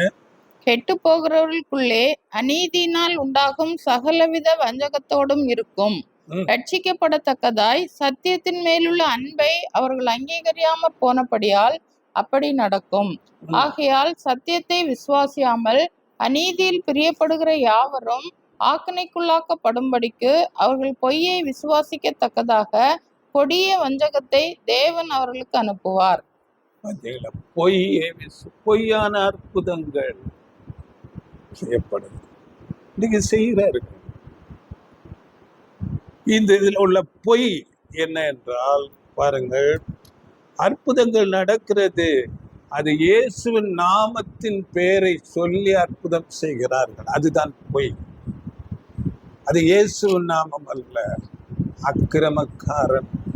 வெளிப்படுத்தல நம்ம படிக்கிறோம், வெளிப்படுத்தல் 16-14 அவைகள் அற்புதங்களை செய்கிற பிசாசுகளின் ஆவிகள், ஜனங்களை வஞ்சித்துக் கொண்டிருக்கிறான். ஏனென்றால் அவர்களுக்கு சத்தியம் தேவையில்லை. இப்பொழுது நமக்கு நன்மை கிடைத்தால் போதும், சுகம் கிடைத்தால் போதும் என்று இருப்பதனால, சத்தியத்தை அங்கீகரிக்காததுனால அப்படிப்பட்ட ஒரு வஞ்சனை அங்கே நடக்கிறது என்று நம்ம படிக்கிறோம். இதை இன்னும் ஆண்டவர் இயேசு கிறிஸ்து மலை பிரசங்கத்துல குறிப்பாக இதை கோடிட்டு காட்டுகிறார். மலை பிரசங்கத்துல மத்தேயு 7ஆம் அதிகாரத்துல பாருங்கள் 22-23. அந்நாளில் அநேகர் என்னை நோக்கி, அந்நாளில் என்றால் நியாய தீர்ப்பு நாளிலே அநேக என்னை நோக்கி பாருங்கள், கர்த்தாவே கர்த்தாவே, உமது நாமத்தினாலே தீர்க்க தரிசனம் உரைத்தோம் அல்லவா? உமது நாமத்தினாலே பிசாசுகளை துரத்தினோம் அல்லவா? உமது நாமத்தினாலே அநேக அற்புதங்களை செய்தோம் அல்லவா என்பார்கள். அப்பொழுது நான் ஒரு காலம் உங்களை அறியவில்லை, அக்கிரம செய்கைக்காரரே, என்னை விட்டு அகன்று போங்கள் என்று அவர்களுக்கு சொல்லுவேன். பார்த்தீங்களா, உங்களுடைய நாமத்தினால நாங்க செய்தோமே, அற்புதம் செய்தோமே, பிசாசுகளை துரத்தினோமே, உங்களுடைய நாமத்தினால, இயேசு கிறிஸ்து நாமத்தினால. அப்போ இயேசு சொல்ல, நான் உங்களை ஒரு காலம் அறியவில்லை. அப்போ எந்த நாமத்துல செய்தார்கள்? இயேசு நாமத்தை சொல்லிக்கொண்டு அங்கே சாத்தானின் வல்லமையிலே செய்கிறார்கள். இதுதான் அவர்கள் உங்களை நான் அறியவில்லை என்று அவர்களே ஆண்டவர் இயேசு சொல்லுகிறார். அதனால இதை நாம் உணர்ந்து கொள்ள வேண்டும். இயேசு சீசர்களுக்கு, நீங்கள் கேட்டுக்கொள்வது எதுவோ அது உங்களுக்கு செய்யப்படும் என்று சொன்னார். சீசர்கள் தங்களுடைய சுயத்துக்கு என்று எதுவும் கேட்கவில்லை. அதாவது எதை கேட்டார்கள் அந்த நாளிலே? நாம் அப்போஸ்தலர் நடபடிகள்ல படிக்கிறோம். ஆரம்ப காலத்துல அந்த சீசர்கள் அவருடைய நாமத்தினாலே பலத்த செய்கைகள் நடக்கும்படியாக செய்தார்கள். எதற்கு என்றால், அவருடைய நாமத்தை நாங்கள் தைரியமாக பிரசங்கிக்க வேண்டும், சத்தியத்தை சத்தியமாக பேச வேண்டும் என்று அந்த வரம் அவர்களுக்கு கொடுக்கப்பட்டது. அப்போஸ்தலர் 4:29-30 படிங்க. 4. இப்பொழுதும் கர்த்தாவே, அவர்கள் பயமுறுத்தல்களை தேவரீர் கவனித்து உம்முடைய பரிசுத்த பிள்ளையாகிய இயேசுவின் நாமத்தினாலே அடையாளங்களும் அற்புதங்களும் நடக்கும்படி செய்து, பிணியாளிகளை குணமாக்கும்படி உம்முடைய கரத்தை நீட்டி, உம்முடைய ஊழியக்காரர் உம்முடைய வசனத்தை முழு தைரியத்தோடும் சொல்லும்படி அவர்களுக்கு அனுகிரகம் செய்தருளும் என்றார்கள். எதுக்காக கேட்டார்கள்? உங்களுடைய வார்த்தைகளை, சத்தியத்தை. ஆண்டவர் இயேசு மேசியா, அவர்தான் ரட்சகர். நீங்கள் எதிர்பார்த்து கொண்டிருந்த மேசியா அவர்தான். என்று தேவனுடைய வார்த்தைகளை அங்கு தைரியமா பேசுவதற்கான அந்த அற்புதங்கள், அடையாளங்கள் அங்கே அவர்கள் கேட்டார்கள்.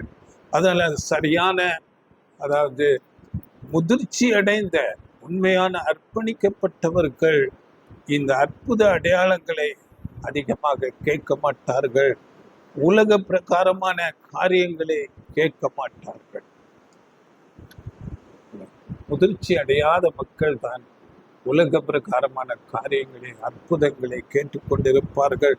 உண்மையான சீசர்கள், பிரதிஷ்டை பண்ணினவர்கள், அவர்களுடைய மனதிலே அவர்களுக்கு தெரியும் நமக்கு எப்படிப்பட்ட சூழ்நிலைகள் எது வந்தாலும் அது தேவனுடைய சித்தத்தின்படி அது நமக்கு அனுமதிக்கப்பட்டிருக்கிறது என்று அவர்கள் நிச்சயமாக அதை அறிந்து கொண்டிருப்பார்கள். நமக்கு தெரியும், ரோமர் 8ஆம் அதிகாரத்துல 28ஆம் வசனத்திலே இப்படியாக சொல்லப்படுகிறது. அவருடைய படிக்கிறது, அன்றியும் அவருடைய தீர்மானத்தின்படி அழைக்கப்பட்டவர்களாய் தேவனிடத்தில் அன்பு கூறுகிறவர்களுக்கு சகலமும் நன்மைக்கு ஏதுவாக நடக்கிறது என்று அறிந்திருக்கிறோம். சகலமும் எது நடந்தாலும் அது நன்மைக்காக இருக்கும். உண்மையாகவே அது நம்முடைய வாழ்க்கையில நாங்கள் அறிந்திருக்கிறோம். எனக்கு பெரிய பேக் பெயின் வந்தது, இது நம்ம எல்லாருக்கும் தெரியும். நான் அப்போ டிராபிக்ல இருக்கிறேன், இங்க வருமானம் இருக்குது. நான் இப்போ மனதில் என்ன நினைத்து கொண்டேன்னா, நம்ம அதிகப்படியான ஊழியம் வேலை செய்கிறோம், அதிகப்படியான இன்கம். உண்மை இதை நான் அப்படி மனதில் நினைத்திருக்கிறேன். அதிகப்படியான வேலை செய்யணும், அதிகப்படியான கொஞ்சம் எக்ஸ்ட்ரா சம்பளம் கொடுக்கறது. ஆனால் தேவன் அதை நிறுத்தினார். எனக்கு சரியான ஒரு பேக் பெயின். நீ போகக்கூடாது, அந்த வேலையை செய்யக்கூடாது. அங்கே நிறுத்தப்பட்டது. உடனடியாக நான் போய் அங்கே அந்த எல்லாம் டிராபிக் கேட்போம், நீ இல்லடா டிராபிக் வேண்டாங்கிற அப்படின்னு அதிகாரிகள் கேட்டான். வேறு அப்படிங்கல, இது தேவன் அனுமதிக்கிறார் சில நேரங்களில உண்மையாகவே. அதனால தேவன் எதை செய்கிறாரோ அது நன்மைக்காக செய்கிறார். அதனால பெரிய பாதிப்புகள் வந்தது, நிறைய செலவு வந்தது, மனபாரங்கள், கஷ்டங்கள் வந்தது. ஆனால் அது நன்மைக்கு. உண்மையாக தேவனுடைய பிள்ளைகள், அர்ப்பணித்தவர்கள் எதை கேட்பார்கள் என்றால், வேதம் நமக்கு எதை வாக்கு பண்ணி இருக்கிறதோ அதை கேட்பார்கள். யாக்கோபு 1ஆம் அதிகாரம் 5ஆம் வசனத்துல நம்ம படிக்கிறோம், ஒருவர் ஞானத்தில் குறைவுள்ளவனாயிருந்தார் ஞானத்தை கேட்க கடவுள். நம்ம ஞானத்தை கேட்கலாம். அப்படியே பரிசுத்த ஆவியை நாம் கேட்டு பெற்றுக்கொள்ள வேண்டும், வாஞ்சியோடு வைராக்கியத்தோடு. லூக்கா 11ஆம் அதிகாரம் 13ஆம் வசனத்துல அங்கே சொல்லப்படுகிறது, நீங்கள் வாஞ்சியோடு அங்கே கேட்கும்போது தேவன் தம்முடைய ஆவியை கொடுப்பார் என்று படிக்கிற தோசனம். பொல்லாதவர்களாகிய நீங்கள் உங்கள் பிள்ளைகளுக்கு நல்ல ஈவுகளை கொடுக்க அறிந்திருக்கும் போது பரம பிதாவானவர் தம்மிடத்தில் வேண்டிக் கொள்கிறவர்களுக்கு பரிசுத்தாவியை கொடுப்பது அதிக நிச்சயம் அல்லவா? நிச்சயம், அதிக நிச்சயம். வசனம் பரிசுத்தாவியை கேட்க வேண்டும், அவருடைய நடத்துதல் நமக்கு வேண்டும் என்று பரிசுத்தாவியை கேட்டு பெற்றுக்கொள்ள வேண்டும். அப்படியே லூக்கா 17:5 சீசர்கள் எங்களுடைய விசுவாசத்தை வர்த்திக்க பண்ண வேண்டும் என்று அங்கே இயேசுவிடத்தை கேட்கிறார்கள். அப்படியே மத்தேயு 6:33 அங்கே முதலாவது தேவனுடைய ராஜ்யத்தையும் அவருடைய நீதியை தேடுங்கள், அப்பொழுது இவைகளெல்லாம் உங்களுக்கு கொடுக்கப்படும், உங்களுக்கு கூட கொடுக்கப்படும் என்று சொல்லப்படும். அப்போ தேவ நீதியில நான் நடக்கணும், அவருக்கு பிரியமான, அவருக்கு சித்தமானதை நான் செய்து நம்முடைய வாழ்க்கையில நான் அப்படியாக வாழணும் என்று அப்படி நாம் கேட்க வேண்டும். அப்படியே ஊழியங்களுக்காக கேட்கலாம், ஊழியர்களுக்காக நாம் செபிக்கலாம். அப்போஸ்தலன் பவுல் சொல்லுகிறார், எனக்காக நீங்கள் செபியுங்கள் என்று. அப்படியே ஆண்டவர் இயேசு கிறிஸ்து அப்போஸ்தலன் பேதுருவுக்காக செபிக்கிறார், உன்னுடைய விசுவாசம் ஒளிந்து போகாதபடி நான் வேண்டிக் கொண்டேன் என்று செபிக்கிறார். ஒருவர் நாம் செபத்துல இந்த ஆவிக்குரிய காரியங்களுக்காக நாம் செபிக்க வேண்டும். இந்த உலக ஐஸ்வர்யங்கள், வியாதி, பலவீனங்களிலிருந்து எனக்கு விடுதலை வேணும், ஐஸ்வர்யம் வேணும் என்று கேட்பது அது தேவனுடைய பார்வையிலே தகாத விதமாய் விண்ணப்பிப்பது போல என்று யாக்கோபுல படிங்கள் அந்த வசனம் 4ஆம் அதிகாரம் 3ஆம் வசனம். நீங்கள் விண்ணப்பம் பண்ணியும் உங்கள் இச்சைகளை நிறைவேற்றும்படி செலவழிக்க வேண்டுமென்று தகாத விதமாய் விண்ணப்பம் பண்ணுகிறபடியினால் பெற்றுக்கொள்ளாமல் இருக்கிறீர்கள். பார்த்தீங்களா? உங்கள் இச்சைகளை நிறைவேற்றும்படி நீங்கள் கேட்பதால் அடுத்த வசனத்துல சொல்லப்பட்டிருக்கிறது உலக சிநேகம், அதான் உலக காரியங்கள், அதுதான் நீங்கள் இச்சித்து கேட்பது. படிங்க அந்த 4ஆம் வசனம் கூட. விபச்சாரரே விபச்சாரிகளே, உலக சிநேகம் தேவனுக்கு விரோதமான பகை என்று அறியீர்களா? ஆகையால் உலகத்துக்கு சிநேகிதனாய் இருக்க விரும்புகிறவன் தேவனுக்கு பகைஞனாகிறான். பார்த்தீங்களா? உலகத்துல நான் எல்லா வசதி வாய்ப்போடு ஆடம்பரமாக வாழணும் என்று கேட்பது தேவனுக்கு விரோதமான பகை. அதை நாம் கேட்டுக்கொண்டு தேவன் கொடுத்ததிலே நாம் திருப்தி அடைந்தவர்களாய் என நமக்கு வசனம் இருக்கிறது. போதும் என்ற மனது நமக்கு எதை கொடுத்திருக்கிறாரோ அதை வைத்து நாம் உண்மையாக நடந்து தேவனுடைய நாமத்துக்கு சாட்சியாக ஊழியர் செய்கிறவர்களாக இருக்க வேண்டும். உலக காரியங்கள் மேல ரொம்ப நாம ஆசைப்பட்டு கேட்பவர்கள் தேவன் மேலே அன்பு இல்லை என்று சொல்லப்பட்டிருக்கிறது. படிங்க 1 யோவான் 2ஆம் அதிகாரம் 15-16. உலகத்திலும் உலகத்தில் உள்ளவைகளிலும் அன்பு கூறாதிருங்கள். ஒருவன் உலகத்தில் அன்பு கூர்ந்தால் அவனிடத்தில் பிதாவின் அன்பில்லை. ஏனெனில் மாம்சத்தின் இச்சையும் கண்களின் இச்சையும் ஜீவனத்தின் பெருமையுமாகிய உலகத்தில் உள்ளவைகள் எல்லாம் பிதாவினால் உண்டானவைகள் அல்ல, அவைகள் உலகத்தினால் உண்டானவைகள். பிதாவின் அன்பு இல்லை. அதனால உலக காரியங்களை நாம் அதிகமாக கேட்காமல் தேவனுடைய சித்தம் எப்படி நாம் செய்யலாம், தேவனுக்கு பிரியமாக எப்படி நாம் ஜீவிக்கலாம், ஆவியின் கனிகள்ல நாம் பெருகுகிறவர்களாக.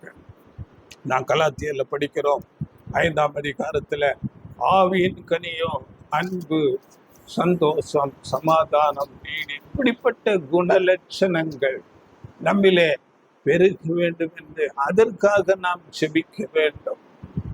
ஆவியின் கனிகள், அதைத்தான் தேவன் எதிர்பார்க்கிறார். ஆவிக்கேற்ற காரியங்களை நாம் அதிகமாக கேட்க வேண்டும்.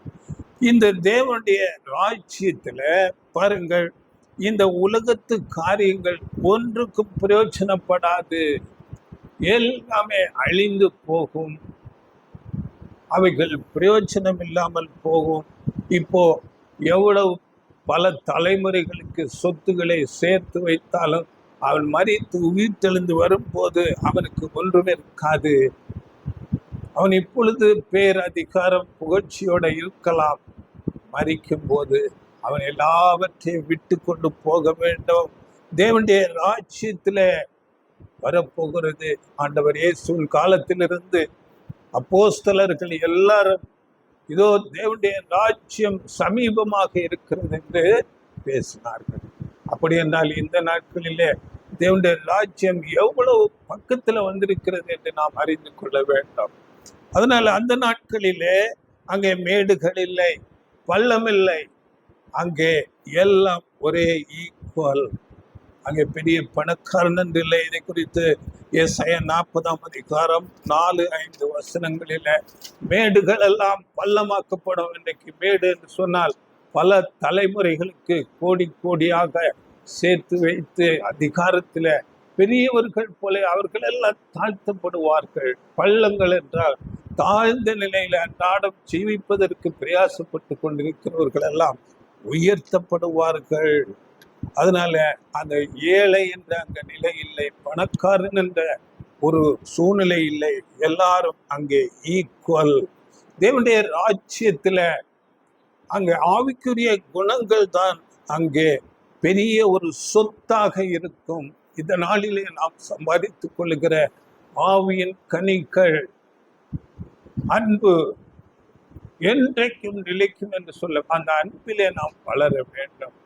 சமாதானம், நீடிய பொறுமை, தயவு, நற்கிரியைகள், இவைகளெல்லாம் என்றைக்கு நிலைக்கிறதாக இருக்கிறது. அதனால வெளிப்படுத்தல் 14ஆம் அதிகாரம் 13ஆம் வசனத்துல அங்கே அவர்களுடைய அந்த நற்கிரியைகள் எல்லாம் அவர்களோட கூட போகும், அவருடைய குணலட்சணங்கள் என்று சொல்லப்பட்டிருக்கிறது. படிக்கிறத வசனம்.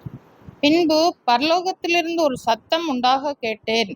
அது, கர்த்தருக்குள் மரிக்கிறவர்கள் இது முதல் பாக்கியவான்கள் என்று எழுது. அவர்கள் தங்கள் பிரயாசங்களை விட்டொழிந்து இளைப்பாறுவார்கள். அவர்களுடைய கிரியைகள் அவர்களோட கூட போம். அவர்களோட கூட போ. இன்னைக்கு அர்ப்பணிப்பின் ஜீவியம் செய்து அவருடைய நாமத்துக்காக பிரயாசப்பட்டு அநேக காரியங்களை செய்து அந்த நற்குணங்களை வளர்த்து கொள்ளுகிறவர்களோட அந்த குணலட்சணங்கள் அப்படியே அவர்களோடு கூட போகும். இதை நாம் அங்கே ஆசரிப்பு கூடாரத்துல கூட பார்க்கிறோம். அங்கே பரிசுத்த ஸ்தலத்திலே அங்கே கை நிறைய அந்த தூப வர்க்கத்தை எடுத்து அங்கே அக்னியில போடும்போது அந்த வாசனை, அந்த பரிசுத்த ஸ்தலத்திலும் அங்கே வாசனை நிரம்பி அந்த புகை அங்கே மகா பரிசுத்த ஸ்தலத்துக்கு அந்த புகை போகிறதாக நாம் பார்க்கிறோம். அதனால இந்த நாளிலே நாம் செய்ய வேண்டியது அநேக நற்கிரியைகளை தேவனுடைய நாமத்துக்காக பிரயாசப்படுவது, தாழ்ந்த ஏழை ஜனங்களுக்கு உதவி செய்கிறது, தேவனுடைய நாமத்துக்காக அநேக காரியங்களை செய்வது நற்கிரியைகளாக இருக்கிறது. அதனால பாருங்கள், இதை நாம் உணர்ந்து கொள்ள வேண்டும். அங்கே இயேசு அந்த சமாரியா ஸ்திரீயிடத்துல சொல்லும் போது 4ஆம் அதிகாரத்துல யோவான் 20:21 அங்கே அந்த அந்த சமாரியா ஸ்திரீ சொல்லும் போது, நாங்கள் இந்த மலைகளிலே நாங்கள் தேவனை தொழுது கொள்கிறோம், ஆனால் நீங்கள் யூதர்கள் எருசலேமில் தான் தேவனை தொழுது கொள்ள வேண்டும் என்று சொல்லுகிறீர்களே என்று சொல்லும் போது இயேசு என்ன சொல்லுகிறார்? படியுங்கள். அதற்கு இயேசு, ஸ்திரீயே, நான் சொல்லுகிறதை நம்பு. நீங்கள் இந்த மலையிலும் எருசலேமிலும் மாத்திரமல்ல, எங்கும் பிதாவை தொழுது கொள்ளும் காலம் வருகிறது. பார்த்தீங்களா? எங்கும் பிதாவை தொழுது கொள்ளுகிற காலம். அப்படிப்பட்ட காலத்துல நாம் இருக்கிறோம். ஆண்டவர் இயேசு கிறிஸ்துவுக்கு பிறகு ஆண்டவர் இயேசு கிறிஸ்துவை நம்ம ரட்சகராக, மேசியாவாக நாம் அவரை ஏற்றுக்கொண்டு மனம் திரும்பி அவருடைய வழியில் அடிச்சுவடுகளில் நாம் நடக்கும் போது அது நாம் தேவனை எங்கும் தொழுது கொள்ளலாம். அது இந்த இடத்துல தானே இல்லை, நாம் கூடி வருவதற்கு ஒரு இடம் தேவை. அப்படியாக நாம் ஒரு சபை ஆலயத்தை கட்டி எங்கும் நாம் தேவனை தொழுது கொள்ள. இது எப்படி என்றால், தேவனுடைய காரியம் பாருங்கள், ஆதியாகமத்திலிருந்து நாம் பார்க்கும்போது பழைய ஏற்பாட்டிலே தனிப்பட்ட ஒவ்வொரு நபர்களோடு தேவனுடைய தொடர்புகள் இருந்தது. நோவாவை பார்க்கிறோம், அதன் பிறகு ஆபிரகாம், ஈசாக்கு, யாக்கோபு, தாவீது, தானியேல், பரிசுத்தவான்கள், இவர்களோடு தொடர்பை வைத்திருந்தார். யாக்கோபுக்கு பிறகு அந்த யாக்கோபின் சந்ததி இஸ்ரேல் ஜனங்களோடு தொடர்பு ஏற்படுத்துகிறார். அந்த இஸ்ரேல் ஜனங்களோடு தொடர்பு ஏற்படுத்தி கொண்டு அதன் பிறகு இயேசு கிறிஸ்து வந்த பிறகு இயேசுவை யார் யார் ஏற்றுக்கொள்ளுகிறார்களோ, இரட்சகராக, மேசியாவாக, ராஜாவாக, தலைவராக, குருவாக, தலையாக யார் ஏற்றுக்கொள்ளுகிறார்களோ அவர்களோடு தேவன் இடைப்படுகிறார். அதனால இங்கே இயேசு சொன்ன வார்த்தை, பிதாவை நாம் எங்கும் தொழுது கொள்ளுகிற காலத்திலே நாம் இந்த நாட்களிலே இருக்கிறோம். அதனால தேவனுக்கும் நமக்கும் இடையிலே எப்படிப்பட்ட ஒரு ஏஜென்ட்கள் என்று சொல்லப்படுகிற பொய் கிறிஸ்தவ அமைப்புகள் நமக்கு தேவையில்லை. நான் உங்களுக்காக ஜெபிக்கிறோம், எங்களுடைய ஜப வீரர்கள் உங்களுக்காக ஜெபித்து கொண்டிருக்கிறார்கள் என்று அது சொன்னால் அது தவறாக இருக்கிறது. இந்த நாட்களில் நம் ஒவ்வொருவரோடும் தேவன் இடைப்படுகிறவராய் இருக்கிறார். நாம் அதனால ஜெபிக்கும் போது அவருடைய சித்தத்தின்படி என்று நாம் சொல்லி ஜெபிக்க வேண்டும். உம்முடைய சித்தத்தின்படி ஆக கடவுது என்று நாம் ஜெபிக்க வேண்டும். நாம் பிலிப்பியர்ல தானே நம்ம படிக்கிறோம், நீங்கள் ஒன்று கவலைப்படாமல் எல்லாவற்றையும் குறித்து உங்கள் விண்ணப்பங்களை ஸ்தோத்திரத்தோடு கூட ஜபத்தினாலும் வேண்டுதல்னாலும் தேவனுக்கு தெரியப்படுத்துங்கள், அப்பொழுது எல்லா புத்திக்கு மேலான தேவ சமாதானம். அதனால நம்ம பிரச்சனைகளை, சூழ்நிலைகளை, வியாதிகளை தேவனிடத்திலே நாம் சொல்லிவிட்டு, தேவனே உங்களுடைய சித்தத்தின்படி ஆக கடவுது என்று நாம் ஜெபிப்பதுதான் சரியான ஜெப ஒழுங்காக இருக்கிறது. கடைசியாக ஒரு வசனம் படியுங்கள். சங்கீதம் 102:16.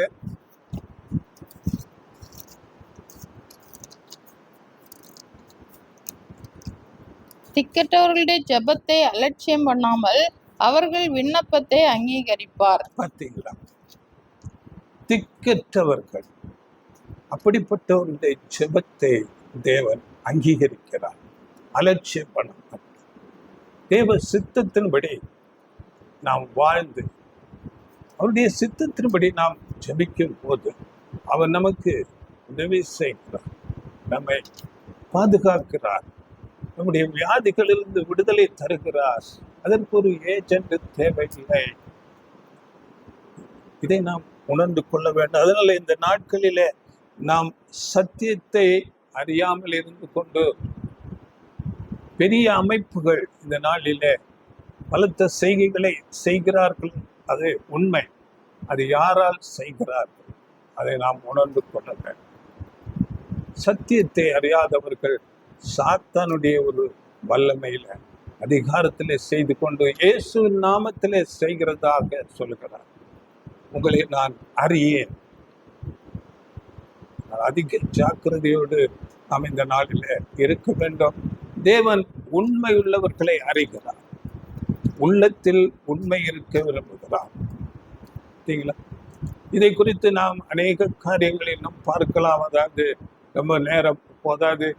ஆண்டவர் இயேசு கிறிஸ்துவினிடத்திலே அன்றைக்கு அநேகர் வந்தார்கள். அவருடைய பலத்த செய்கைகள், அற்புதங்களை பார்த்து அவர்களை நம்பி இணங்கவில்லை என்று சொல்லப்பட்டிருக்கிறது.